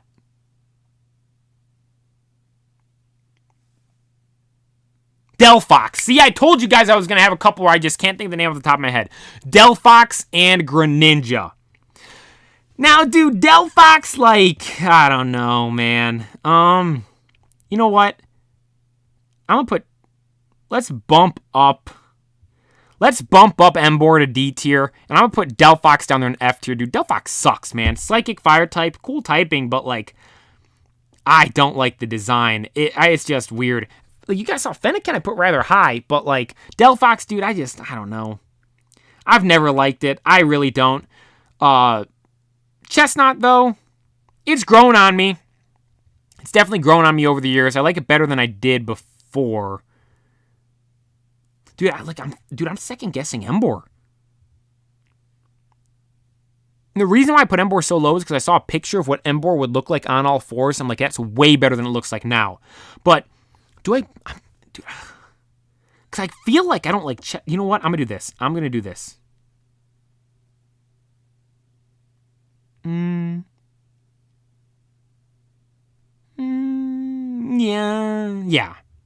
I'm gonna do that. Shout out Emboar, just jumped up from F tier to C tier. Yeah, because I like Emboar shiny more than Chestnut's. Chestnut's fine, dude, but it's never. Again, for a starter, like, it doesn't look like it'd be a normal Pokemon, because obviously it's a starter. But for a starter, dude, it's just underwhelming. So I have it down there in D tier. But then, I mean, you guys already know where this next one's going. This next starter we have right here, Greninja. Is Greninja F tier? No way. D tier? C tier? Nope. B tier? Not at all. A tier? Some might put it there. S tier? A lot of people would put it there. It's God tier for me. Greninja is perfection. Absolute perfection. How it was portrayed in the anime. Perfect. The best story we've ever seen for any Pokemon in the anime. Greninja was the single best, above Pikachu. Greninja is the single best Pokemon we have ever seen in the Pokemon anime. Its shiny is one of the best shinies there is without a shadow of a doubt. Ash Greninja, super awesome and amazing. Greninja's cards it's gotten in the TCG, phenomenal. The Ash Greninja card, Hidden Fates shiny Greninja, Gold Star shiny Greninja, Radiant shiny Greninja, and all the other normal Greninja cards as well. Greninja is absolute perfection. I don't like it more than Charizard. For me, Charizard is Charizard, but I have it just below Charizard up there in God tier. And honestly, any Pokemon being up there in God tier for me is elite level, and I have it up there with without a shadow of a doubt. It's a frog, dude. I love its tongue. The story with it in the anime. It smacks its hips and it pops out the water shurikens. Like, dude, everything about Greninja is just absolute perfection. I could honestly sit here and just talk about Greninja for the next 30 minutes if I wanted to. There's an Ash Greninja EX box I have. I have 2 of them sealed from the X and Y era. I have an Ash Greninja card. I think it's so cool. I love all of the Greninja cards. I'm going to go grab the shiny Greninja real quick. Let me find it right here. Look, I got this thing. It's not in some binder. It's not. I have some sealed. I do have some sealed, but it was the promo card from the Celebrations ETBs, and I have the Gold Star Greninja right there. Like, dude, this is, I mean, if this thing, honestly, because it's a promo, I think people are going to knock it a lot. If this was a normal card in Celebrations, I think this would have been the best gold card there is. Complete honesty. Like, dude, it's Greninja, man. Like, look, dark typed as well matches so well with the shiny blacked out Greninja. The tongue turns bright red rather than the pink the tongue normally is, dude. Like, Greninja is just, I could keep going on, dude. It's the starter I used when I played through X and Y. I just love Greninja. Everything about a Greninja is absolute perfection, dude. It is perfect. But moving on now. To Gen 7, Alola, the generation or region I said if I could live in any Pokemon region, I would definitely live in Alola, because Alola is just good vibes, good food, cool Pokemon. It's just perfect. Although with the starters, dude, I like Primarina, man. I don't like this thing. I'm putting it down there in D tier.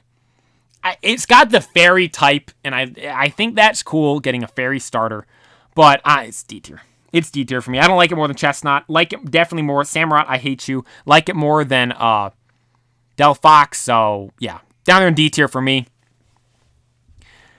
One other thing, too, I forgot to mention with Delphox. When that thing first came out in Pokemon Unite, it had some fire move where the fire would spin around you, it would stun you, burn you, and then just do tons of damage and most of the time kill you. I played Decidueye too, so I was weak to begin with. So most of the time I'd get stunned. I tried to attack, can't attack because I'm burnt. I can't move because I'm stunned. I can't attack because I'm burned. And then I just get killed because of the damage the attack moves. The damage the attack does. I hate Delphox. Delphox down there in F tier for me. Incineroar and Decidueye though. These two I'm putting pretty high. Incineroar, I think I'm going to put... Dude, do I like Incineroar more than Torterra? I do. I like Incineroar more than Torterra. Do I like Incineroar more than Blaziken? No, I don't think so. And a lot of people say, yo, Incineroar should have been a fire fighting type. Look at the past 3 starters we had for the fire type. Blaziken, Gen 3, fire fighting. Infernape, Gen 4, fire fighting. Emboar, Gen 5, fire fighting. Delphox, fire, psychic. But then we couldn't go back to Incineroar. Gen 7, fire fighting. Nope. Dark type. I think the dark type's cool. It was super overpowered in Sword and Shield for VGC. Shout out Wolfie for teaching me that. Shiny looks absolutely gnarly. I believe you just replace all of the black with white and the red stays there. Looks so vibrant and just menacing and crazy, dude. Menacing isn't a good word. Crazy is a good word to describe it. It looks gnarly, man. Incineroar, the Masked Royal, seeing Ash use the Incineroar, the story with his Litten in the anime evolving all the way up to an Incineroar, like it evolved to Incineroar in the final battle, dude. It was like I like Incineroar, dude. Incineroar is a really cool Pokemon. But then we have our boy. Decidueye.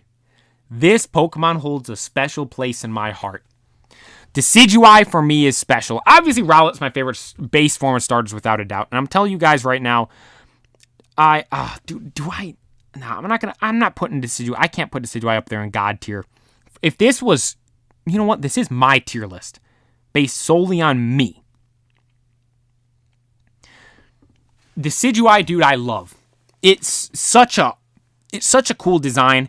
I love how it's got the bow and arrow. And at first, dude, Decidueye to me was just a normal starter. I didn't love it. I didn't hate it. It was just average to me. Then once I watched the anime, I loved Rowlet. I'm like, Rowlet's the best starter Pokemon there is. And Decidueye I liked a lot more. But there was never anything that really set me over the edge where I'm like, oh my god, Decidueye is the best starter Pokemon there is. Then I started playing this game called Pokemon Unite. I started playing September of the first year the game came out. I remember when I first started playing is when Crustle had first came out. And then a couple of other Pokemon were released after that. And then Decidueye got released in Pokemon Unite. Literally within the first hour it was released, I had bought the Pokemon in the game and I was playing with it. And I instantly fell in love with it. A lot of people use Spirit Shackle. Even to this day, like people say, Decidueye is unplayable unless you use Spirit Shackle. Now, it's gone up a bit in the tier list a lot of people have, but for a while there when Decidueye was first out, like the first 2 years the Decidueye was out in Pokemon Unite, it was a F tier Pokemon. Decidueye and Crustle held it down in F tier. Everyone said it absolutely sucked. I loved it. I loved playing Decidueye in Pokemon Unite. I don't like Pokemon Unite that much right now because Mewtwo, there's so many other things. I'm just like, it's just too broken. It's too weird. All the freeze, stuns, all that stuff is just too much in the game. But the first year and a half Pokemon Unite was out, first 2 years Pokemon Unite was out, it was arguably, like, honestly, when I look back on that now, that might have been the most fun I've ever had playing any video game. Playing Pokemon Unite, that first about year and a half to 2 years it was out.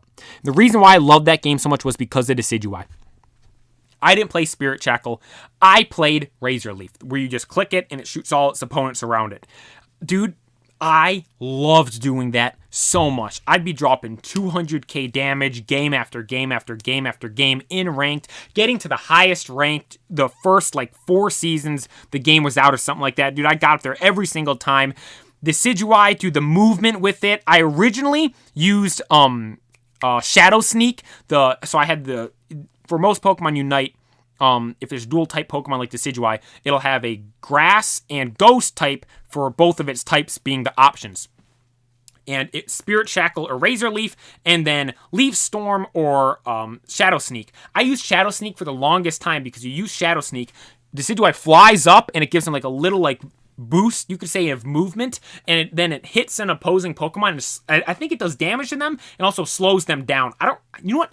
I don't even recall if it does damage or not, but I know it slows them down. Then it gives you the opportunity to move in and get them down with Razor Leaf. I use that so much, and I got up to pretty significantly high ranking with using that moveset. Like I said, I made it all the way up to the highest rank in ranked multiple times.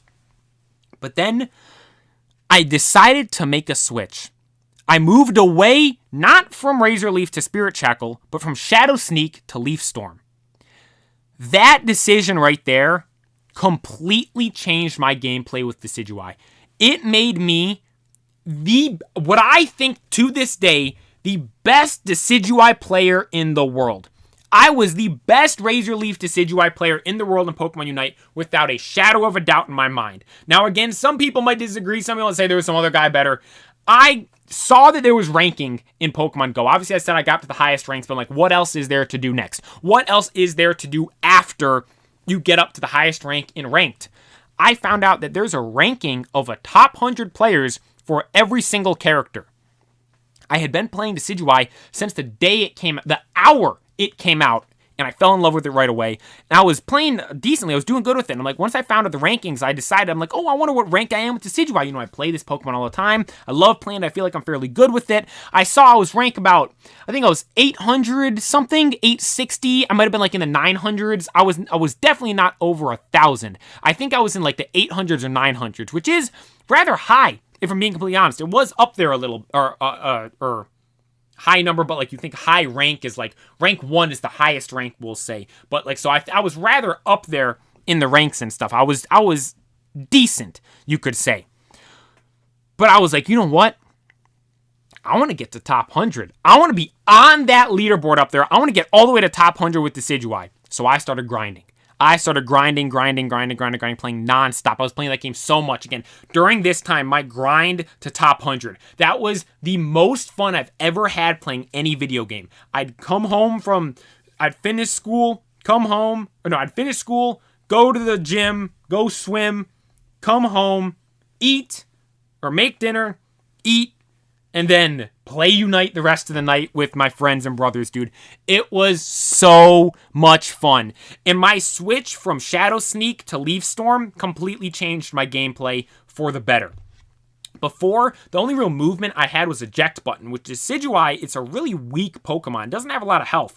And using eject button makes it so you can easily get out of certain situations. Some people like using X speed, but I'm like, I don't really like using X speed. I like using eject button because if you're against a wall, you could eject and go to the other side of the wall, like you'd teleport through it.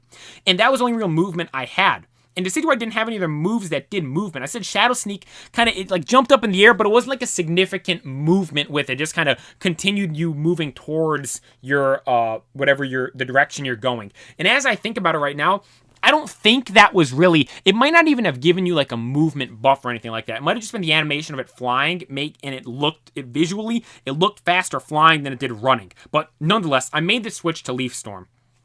And Leaf Storm is a move where you use it, and it has a narrowing move path, you could say.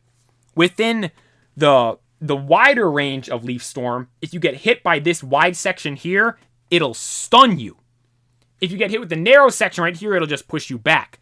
And so what I managed to get really good at doing is using that as my movement. So I'd get close to people, or if I'm in a fight with someone, or if I need to get away from someone, and I'm like, oh my god, I'm going to die, I need to get away. I will Leaf Storm them. I'm close enough to them where I hit them with the stun.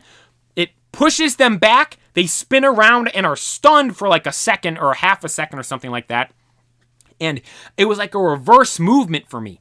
Rather than using something like a eject button or like a dashing move where you dash away, I'm pushing the opponents away from me, acting as if like the same concepts there. I dash away from the opponent, or I push the opponent away from me. I'm separating myself from the opponent nonetheless, and I'm doing damage, and I'm stunning them for a little bit. And then just that little change right there, dude, sent me over the edge. I was god tier with Decidueye. I had 100 rating. Only 100 rating I've ever seen while I've played. I've looked online and some other people have gotten 100 ratings before. I have screenshots of all of this stuff again, by the way. I might make a whole separate video talking about this on its own.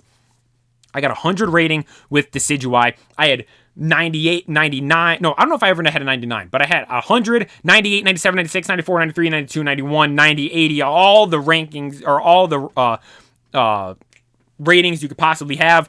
Well over 200k damage. I think I had a 250,000 damage game once before, 250,000. Had over, I think the highest kills I ever had in a game was 28 kills again. And this isn't mainly like public lobbies. I was mainly playing ranked lobbies, doing all this stuff. I was balling with it. There was one time I remember, the first time me and my brother got up to the highest rank. He was playing Blissey, I was playing Decidueye. He would just play Blissey and follow me around, do the soft boils and heals and all that stuff and Helping Hand. And so when I'm doing Razor Leaf, and I think it's Helping Hand to use, Razor Leaf is going like twice as fast, lighting everyone up around us, dude. We were unstoppable, and we duo in ranked climbed all the way up to the highest rank, dude. I was so good with Decidueye, and eventually I finally cracked into that top 100, and then I was at top 100. I'm like, you know what? I'm having so much fun playing. I feel like I'm so good right now. I'm gonna keep going. I kept going. I got to top 100. I'm like, then like 96th, and then like 91st. Then I got to like 88th, and then like 87, then 82. The next time I'm in the 70s, then like 71, then 76, and then I kind of got it stuck there in like the 60s. I was stuck there for a little bit, for like maybe about a couple of weeks, or maybe even a month or something like that. I'm stuck in the 60s. Then next thing I know, I get to low 60s. I'm like, oh my god, then I'm 58, then I'm 55, then I'm 53. Then I'm like, oh my god, I'm going to get even higher. I end up making it all the way to 45th in the world with Decidueye. I have the screenshots and everything to prove it as well. I was ranked 45th in the world with Decidueye in Pokemon Unite. And my reason for saying I believe I was the best Razor Leaf Decidueye in the world is because when you go on that ranking, you can click on the top players and look at them on there. All of the top players had absurd amounts of wins and crazy stuff like that. It was like unimaginable the amount of wins and stuff they had. Then I clicked on their accounts, and it was so weird because for scrolling as long as you could go, obviously they have games with Decidueye. You're number 1 ranked in the world with Decidueye. Obviously they're going to have a lot of games with Decidueye. But you go scrolling through, every single win is a surrender, and every single surrender, they have 0 points scored. So I was thinking, what are the odds that these top players are beating down these opponents so bad that they get them to surrender every single game, but they don't manage to score once? Because if you think about Pokemon Unite, the earliest you can surrender is halfway through the game with 5 minutes left. You're telling me these people playing Decidueye are going halfway through the game without scoring a single point? And you might be thinking, well, they're being super strategic and they're on some actual competitive team and they're not scoring with their Decidueyes because Decidueye is so weak, as you were just saying, Pokeplaya. They have no reason to push in and go deep and go try to score. I would agree with that, yes. But the thing is, Decidueye was F tier, down to the bottom with our boy Crustle as well. Nobody was using Decidueye in competitive play in Pokemon Unite at the time. Everyone said Decidueye is one of the worst options to possibly use. And the thing is as well, you think if you're forcing someone to surrender, you've probably broken all of their goals. I mean, you probably broke all their goals already. They're just stuck in their base and you're just spawn camping them at their base. You're telling me they're getting them to surrender by scoring so many points and breaking all their goals, but this guy isn't scoring a single point in any of these games? Like scroll, surrender, 0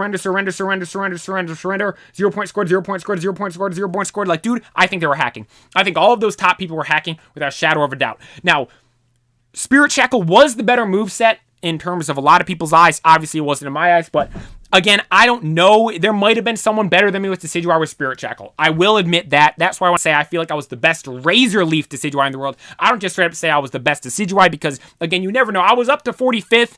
The top guys I all looked at, all of them I thought were hacking. Just about every single player above me that I thought was hacking. They're 100%. I remember for sure. I don't remember specifically with the Spirit Shackle players, but I know there wasn't a single person that used Razor Leaf above me that I didn't think was a hacker. There was a couple of other people that had Spirit Shackle that were higher ranked than me, so I will admit there was probably some other people that might have been better than me in terms of rank. In actual gameplay, dude, I'd be 1v1ing people. Prime Lucario in Pokemon Unite. I was beaten down on. People would be 1v1ing me. I'm like, you got Lucario, I'm going to use Decidueye. They're like, oh, you're using Decidueye against Lucario? Okay. And I smoke them. Beat them like it's nothing, dude. I was so good with Decidueye. And because of all of this, I don't even know how long I've been rambling on this tangent here. I love Decidueye. Decidueye is one of my... I'm putting in God. Let's go on God tier. I'm putting God tier. I have to because of Unite. If I'm doing on design alone and everything else, take out Pokemon Unite, for me, Decidueye is bottom of S tier. If take out Pokemon Unite, Decidueye is bottom of S tier. I can't put Decidueye in anything lower than God tier because of what Decidueye means to me, what I did with Decidueye. It's up there in God tier for me. I'm not going to put it above Greninja or Charizard, but it has to be. For me, Decidueye's up there in God tier. It is because of that story I just told about me and Decidueye and Pokemon Unite. I absolutely love that thing. But moving on now to generation number 8. We have Rillaboom, Cinderace, and Inteleon. Now, as I said back when we were doing the other tier list, I said Rillaboom was my favorite when I first saw the game. Although, when I actually played the game, I picked Inteleon. Cinderace, I really didn't like at the start, but grew on me a lot over time. And as we go through the tier list right here, I think Rillaboom, you know what? Rillaboom's B tier for me, below Feraligatr. Cinderace is below Rillaboom as well. And I'm going to put Inteleon...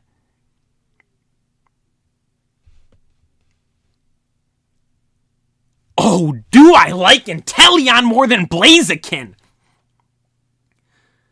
And I'll let you know, obviously I picked Inteleon as my starter for generation number 3, or 8. No, hang on. Do I like Inteleon more than Blaziken?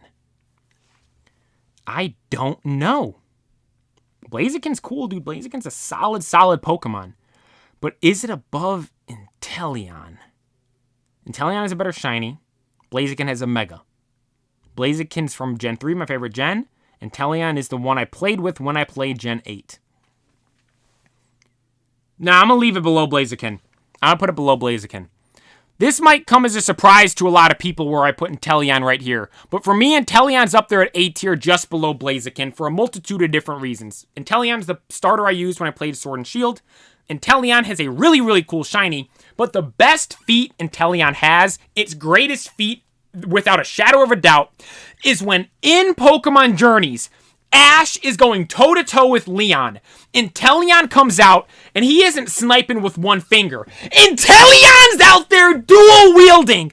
I lost it when I saw that, and ever since then, I'm like, Inteleon's one of my favorite starters there is, and that is why it is up there just below Blaziken in A tier, because of Leon's dual-wielding Inteleon. That is honestly one of the coolest things I've ever seen in the anime. It was awesome. But moving on now to the newest generation of Pokemon.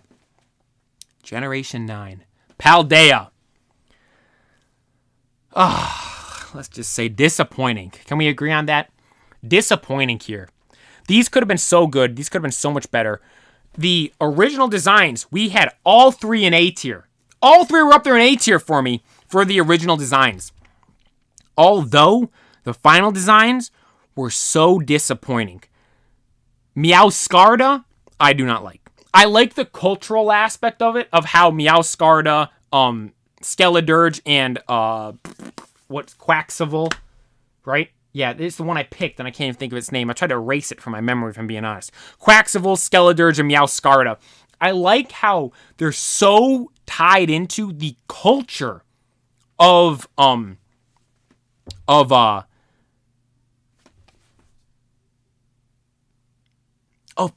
And as I'm saying that, I realize how tied into the culture Gen 8 is as well. Cinderace for soccer, because for those that don't know, it's based off England, if I'm not mistaken, or London for Gen 8. Cinderace with soccer, and Inteleon with the spies like James Bond. Then Rillaboom because of rock and roll. Dude, I never realized. Has anyone else not realized that before? I can't be the only one, right? Obviously, Meowscarda, Skeledirge, and Quaxoval tie into Spanish culture very, very obviously. But these other ones, dude, it's honestly probably more obvious. I didn't even notice until now. Inteleon, like James Bond with the spies, Cinderace, soccer, and then Rillaboom with rock and roll. Dude, my mind is blown right now. I can't believe that. Now, I'm not going to adjust him in the tier list because of that. But, dude, I honestly cannot believe that. I just realized that. But, again, tying back to Gen 9 right here. Meowscarda. Like, dude, yeah,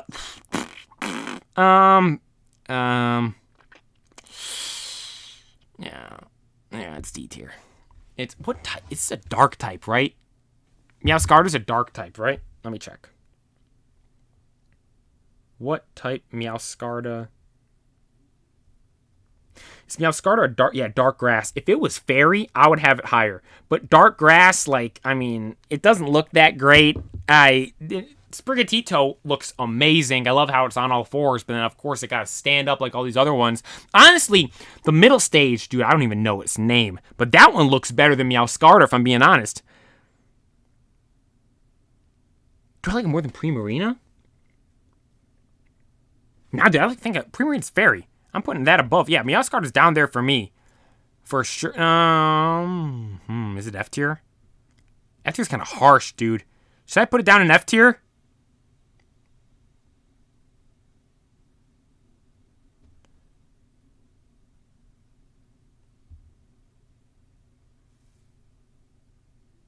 I'm going to put it F tier. Meowscarda's F tier for me. Yeah, I'm leaving it down there. It can sit at the top of F tier, but it's F tier for me for sure. Then we have Quaxoval. Now, this is the starter I picked. I thought Quaxley was going to be some cool, like, I saw this fan art of it being like a sailor soldier, like fighting water type maybe. Like, oh my god, that'd be awesome. That'd be so cool. Or flying water maybe. Quad weak to electric wouldn't have been that great. So fighting would have seemed more right, like some marine bird. Seemed really cool. Instead, we got some dancer. And again, it ties into Spanish culture really well. I'm not denying that. But come on, dude. Like, it had so much potential, and they just flushed it. They flushed the toilet and just let it all run down. Like, dude, it's bottom of D tier for me. That is the starter I picked and played with. I don't like it. It's not that great. Skeledirge, on the other hand, dude, let me just tell you, the relief I had when I first saw this thing was through the roof. Because when I saw Fuecoco, Hoggator, I genuinely thought, like, this thing's going to be a horse. It looks like an apple and a horse. It's going to be some horse apple, and it's going to be the worst starter we've ever had. Turns out it's the best starter out of this generation for sure. And I was mentioning earlier with Feraligatr, I'm like, I don't like Feraligatr that much. And if I'm being honest, I don't really like most of the alligator crocodile type Pokemon. I said I liked Crocodile the best, but then as I was saying that, I'm like, oh wait, Skeledirge is one as well.